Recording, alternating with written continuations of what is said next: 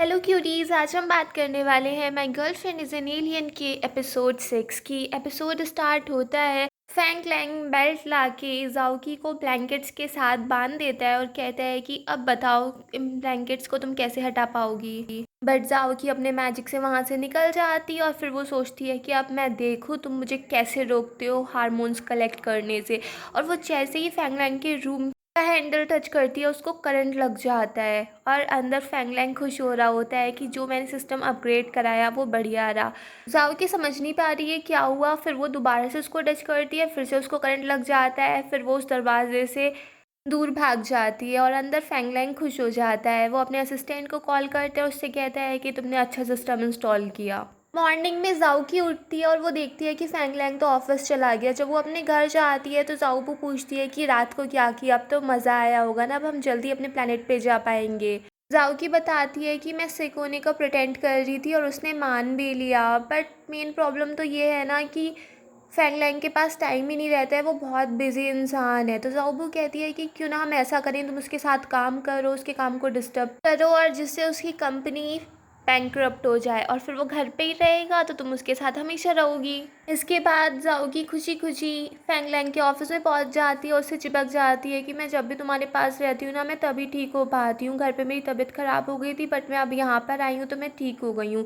फैंगलैंग उसे हटाना चाह रहा था, वो उससे पूछता है कि तुम्हें चाहिए क्या, मेरे पीछे क्यों पड़ी हो।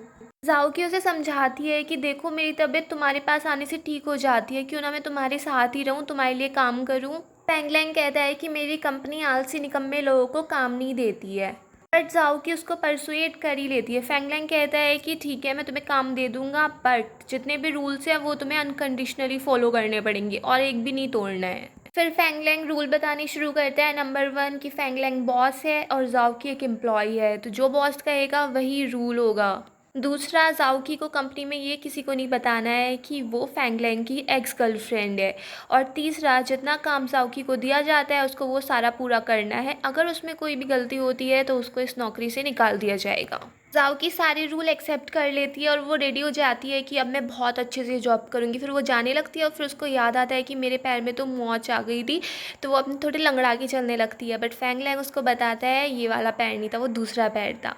नेक्स्ट मॉर्निंग जाओकी बहुत अच्छे से रेडी हो जाती है, मेकअप करती है और अच्छे से ड्रेसअप होके फैंगलैंग के साथ कार में बैठ जाती है ऑफिस जाने के लिए। बट फैंगलैंग कह देता है कि एक न्यू रूल और सुन लो, तुम्हें मुझसे 10 मीटर दूर रहना है। और इसलिए वो जाओकी को वहीं पे छोड़ के अपने ऑफिस चला जाता है। जाओकी जैसे ही कंपनी पहुंचती है वो सोचने लगती है कि अब तो मैं फैंगलैंग की असिस्टेंट बन गई हूँ। वो अच्छे अच्छे ख्वाब सजाने लगती है कि अब तो मैं हमेशा उसके पास रहूँगी और जल्दी से अपने हार्मोन्स कलेक्ट कर लूँगी। ऑफिस में जाओकी की सीट फैंगलैंग से बहुत ज़्यादा दूर थी, तो वो असिस्टेंट हैन से कहती है कि प्लीज़ कुछ ऐसा करो ना जिससे मैं फैंगलैंग के आसपास ही बैठ जाऊँ।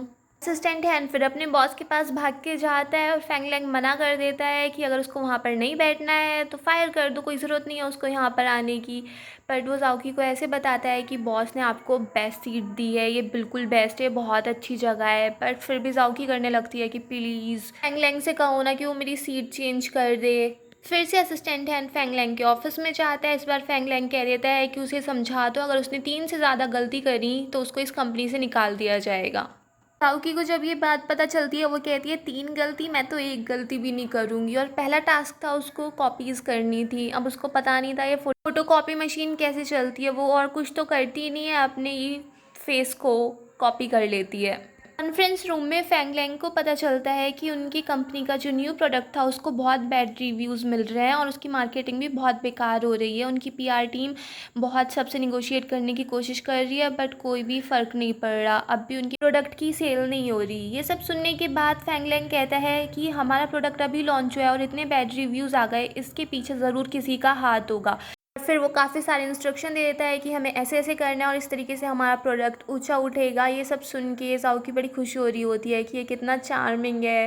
मीटिंग के बाद फैंगलैंग अपने ऑफिस में जा रहा था तो जाओकी उसके पीछे पीछे चल रही थी। फैंगलैंग उससे कहता है 10 मीटर दूर। ऑफिस में आने के बाद जाओकी बड़ी खुश हो जाती है, वो उसके लिए डांस करने लगती है कि तुम कितने चार्मिंग थे, कितने हैंडसम थे, हमारा बॉस कितना अच्छा है, अगर तुम मुझे खुद ही लीड करोगे तो मैं बहुत आगे तक जाऊंगी। ये सब देखने के बाद फैंगलैंग कहता है तुम्हारे पास अभी भी इतनी एनर्जी है, तुम्हारे पास कोई काम नहीं है करने के लिए। और फिर दिखाते हैं जाओ की बेचारी सबका काम कर रही होती है, कभी इसके लिए कभी उसके लिए, उसकी हालत ख़राब हो जाती है। फैंग लैंग जब ज़ाओकी को देखता है तो वो सोई पड़ी थी, वो उसको उठाता है, वो कहता है तुम्हारे पास इतना खाली टाइम है तो ये फ़ाइल मेरे लिए डिलीवर करके आओ। ज़ाओकी थकी हुई थी, वो जाना नहीं चाहती थी, बट फैंग लैंग कहता है अगर नहीं जाना तो मैं तुम्हें फायर कर देता हूँ, तो ज़ाओकी वहाँ से फ़ाइल लेके चली जाती है। फिर दिखाते हैं फैंग लैंग ज़ाओ से कहता है कि तुम बड़ी मशक्क़त उठा रहे हो मुझे प्रेसिडेंट की पोजीशन से हटाने के लिए। ज़ाओ अपनी बहन को फ़ोन करके बताता है कि फैंग लैंग को हम पे शक हो गया है। फैंग लैंग की मदर कहती है कि अगर उसको शक भी होगा तो क्या कर लेगा, उसके पास कोई प्रूफ थोड़ी ना है। दूसरी साइड दिखाते हैं फैंगली की मॉम उसको वीडियो कॉल करती है और तभी वहाँ पे जाऊबू आ जाती है। फैंगली की मॉम कहती है भले से तुम अब्रॉड में हो मगर मैं जब भी कॉल करती हूँ तुम्हारे आसपास चाइनीज़ लोग ही क्यों मिलते हैं। तो वो अपनी मॉम को समझाता है कि मॉम ये चाइनीज़ नहीं है, ये तो कोरियन है। और फिर जाऊबू भी अलग अलग लैंग्वेज में उससे बात करने लगती है। फैंगली ज़ाओबू को साइंस म्यूज़ियम में लेके आया था, वो उसको दिखाता है कि ये हमारा सबसे एडवांस कंप्यूटर है। उसको देख के ज़ाओबू सोचती है कि अब इसके हेल्प से मैं अपना सेंट्रल सिस्टम ठीक कर सकती हूँ। फिर दिखाते हैं ज़ाओकी को फाइल्स डिलीवर करने जाना था और जब भी वो अपने मैजिक का यूज़ करने वाली थी एक फ्लोर से दूसरे फ्लोर पर जाने के लिए, वो देखती है या तो चारों तरफ कैमरे हैं या फिर लोग हैं, तो वो अपना मैजिक यूज़ ही नहीं कर पाती और उसको बार बार इधर से उधर ऐसे ही जाना पड़ता है, जिस वजह से वो बहुत ज़्यादा थक जाती है। घर पे पहुँच के ज़ाओकी कहती है कि कल से मैं काम पे नहीं जाऊँगी क्योंकि वो बहुत ही ज़्यादा थक गई थी। बट ज़ाओबू उसका देखती है कि उसका एक बाल टूट चुका है, वो उसको बताती है कि तुम्हारा एक बाल टूट गया और ज़ाओकी और ज़्यादा परेशान हो जाती है कि मेरा अभी तक एक बार भी बाल नहीं टूटा था और अब मैं गंजी होने वाली हूँ, मुझे काम पे नहीं जाना। फिर वो देखते हैं कि ऑफ़िस असिस्टेंट की क्या-क्या क्वालिटीज़ होती हैं और जब वो सर्च करते हैं तो उसमें उनको पता चल जाता है कि एक अच्छा असिस्टेंट कैसे बना जाता है। तो नेक्स्ट डे ज़ाओ की बिल्कुल रेडी हो जाती है एक अच्छी असिस्टेंट बनने के लिए, वो काम कर लेती है जल्दी-जल्दी और जब भी उसे कोई कंप्यूटर वाला काम करना था या प्रिंटिंग करनी थी, वो ये काम पकड़ा देती है ज़ाओबू को, ज़ाओबू लिंक करती है प्रिंटर को और सारी फ़ोटोकॉपीज़ निकलवा देती है।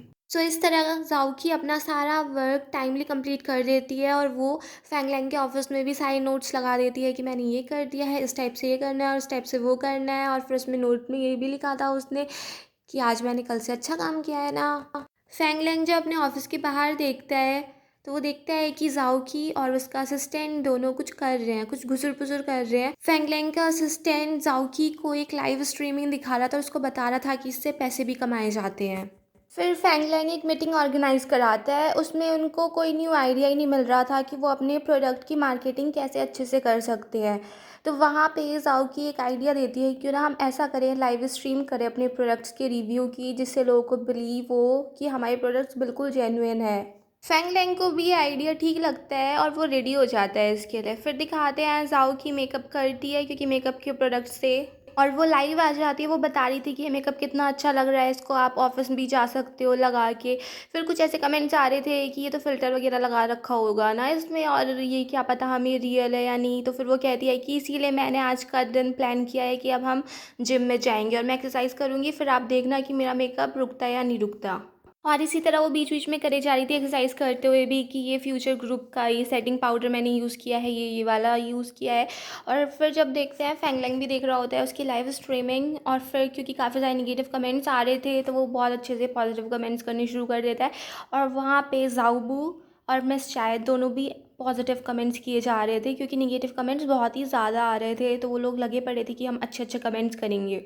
और वो लोग उन लोगों को भी डाँट रहे थे जो गलत-गलत कमेंट्स कर रहे थे। मिस चाय ज़ाओबू से कहती हैं कि हम तो बहुत ही कम लोग हैं, ये नेगेटिव कमेंट्स तो कुछ ज़्यादा ही आ रहे हैं, हम इनको कैसे सँभाल पाएँगे। और फिर वो देखती है एक इंसान के कमेंट्स बहुत अच्छे वाले हैं, एकदम प्रिसाइज़ और एक्यूरेट। वो कहती हैं कि हमें भी ऐसे ही कमेंट्स करने हैं और वो कमेंट्स फैंग लैंग ही कर रहा था। फिर दिखाते हैं ज़ाओ की पानी में चली जाती है स्विमिंग के लिए, जिससे वो ये दिखा सके कि पानी में भी उसका मेकअप ख़राब नहीं होता है। मगर उसको चक्कर से आ रहे थे तो उससे स्विमिंग हो नहीं पा रही थी और उसकी हालत ख़राब हो गई थी और तभी फैंग लैंग देखता है कि ज़ाओ की डूबे जा रही है तो वो उसको बचाने के लिए पहुंच जाता है और यहीं पे एपिसोड फिनिश हो जाता है। अगर आपको ये पसंद आया हो तो प्लीज़ मेरे चैनल को सब्सक्राइब करें, लाइक करें, शेयर करें, कमेंट्स करें and bye bye till next video.